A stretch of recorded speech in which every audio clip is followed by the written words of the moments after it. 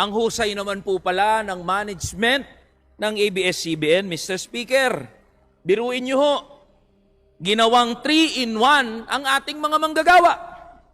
Pinag-drive mo na, pinag-assistant cameraman mo na, dineploy mo pa sa mga mapanganib na lugar, pero ang bayad, pang isang trabahador lang.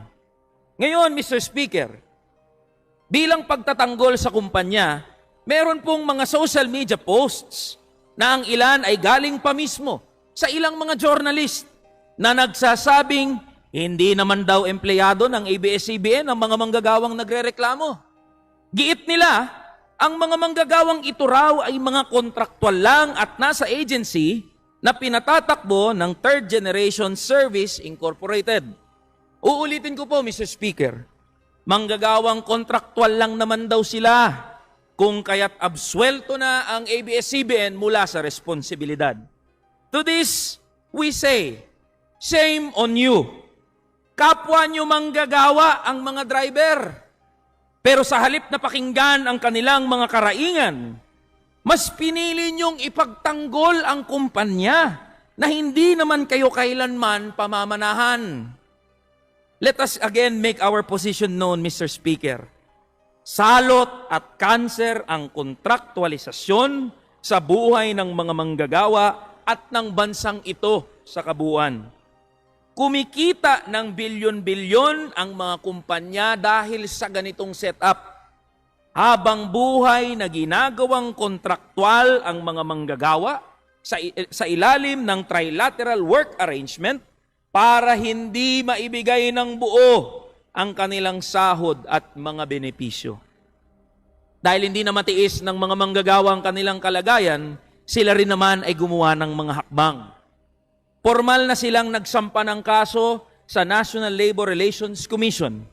Pero dahil batid nila na hindi magiging madali at mabilis ang pag-usad ng kaso, naglunsad din sila ng protesta sa harap mismo ng ABS-CBN upang iparating ang kanilang mga pinagdadaanan sa publiko sa pag-asang makikipagdialogo sa kanila ang management. Pero Mr. Speaker, mga kasama, sa halip na sila ay kausapin, ang management sa ilalim ng pamumuno ng Pamilya Lopez ay gumawa ng mga retaliatory measures laban sa mga manggagawa. Iniulat ng ating mga kamanggagawa na matapos ang naging pagkilos ay may ilang pinagbantaan na hindi na sila bibigyan ng work assignment o maaaring tuluyan ng tanggalan ng access sa pagpasok sa opisina.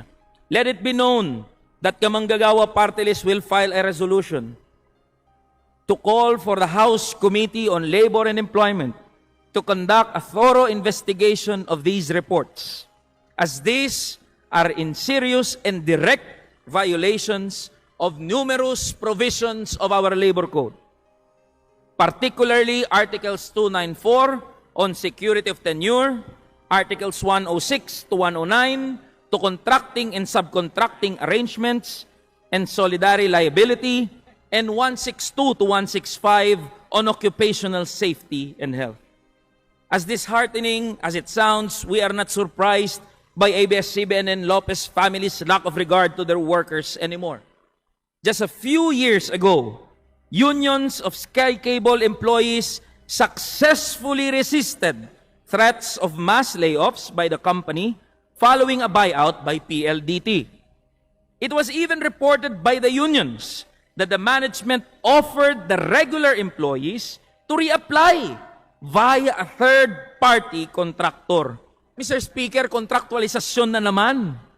Yan ang sukli ng Sky Cable, isang subsidiary ng ABS-CBN Corporation at nasa ilalim ng pagmamay-ari ng mga Lopez sa kanilang mga manggagawa. There was also the case of the camera crew of Set and Stage Resource Management Incorporated, a company that was owned by Freddie M. Garcia, better known as FMG, and the former president of ABS-CBN Corporation. Matapos magbuo ng union ang mga manggagawa ng Set and Stage, biglang isinara ni FMG ang kumpanya. Pero ang siste, inilipat lang din ang operations sa ibang kumpanya Ganyan po kawalang hiya ang mga taong nasa likod ng ABS-CBN management. In the service of the Filipino.